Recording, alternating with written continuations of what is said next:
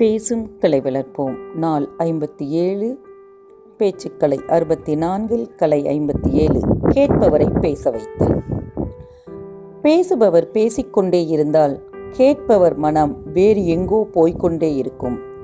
எனவே இடையிடையே அவர்களை கேள்வி கேட்டு பதில் சொல்ல வைக்க வேண்டும், பேச வைக்க வேண்டும்.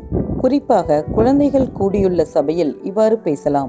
நீங்கள் பேசுகிற தலைப்பை பற்றி உங்கள் கருத்து என்ன என்று கேட்டு பாருங்கள். உங்கள் கருத்தை விட சிறந்த கருத்துக்கள் வெளிவரும். நான் இதை செய்ய ரெடி, நீங்கள் ரெடியா என்று கேட்டு பாருங்கள். ரெடி என்று பதில் வரும். சுற்றுச்சூழல் பாதுகாப்போமா என்று கேளுங்கள். பாதுகாப்போம் என்று கோரஸாக பதில் வரும். இன்னும் சத்தமாக சொல்லுங்கள். நர்சரி பள்ளிகளில் பேசும்போது அங்கு உள்ள காந்தி, நேரு, காமராஜர், திருவள்ளுவர் படத்தை ஒவ்வொன்றாக காட்டி யார் இவர் என்று கேட்டு பாருங்கள், பதில் வரும். இந்த மாதிரி குழந்தைகளை பேச வைத்து கேள்வி பதில் மாதிரி பேசுவதுதான் சிறந்த பேச்சாக அமையும்.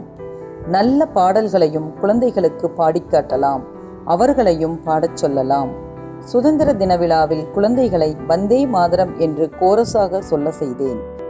திருப்பி சொல்லிக் கொண்டிருக்கும் போது நமது நாட்டின் சுதந்திரத்திற்காக இன்னுயிர் தந்து சொர்க்கத்தில் இருக்கும் தியாகிகளின் காதுகளில் இந்த கோஷங்கள் ஒலிக்கட்டும் என்று உணர்ச்சி மேலிடச் சொன்னேன்.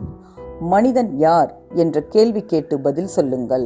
The most successful man in this world is the one who thinks positively. உலகில் வெற்றி பெற்ற மாமனிதன் யார்? எதையும் சரியாக எண்ணுபவன் தான்.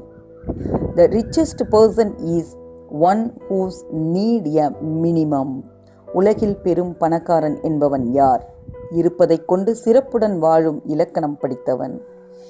இவ்வாறு கேள்வி கேட்டு கேட்பவரையும் பேச வைக்கும் பொழுது நம்மளுடைய பேச்சில் ஓர் சுவாரஸ்யமும் ஆர்வத்துடனும் ஈடுபடுவார்கள். பேச்சுக்கலை 57 நிறைவடைந்தது.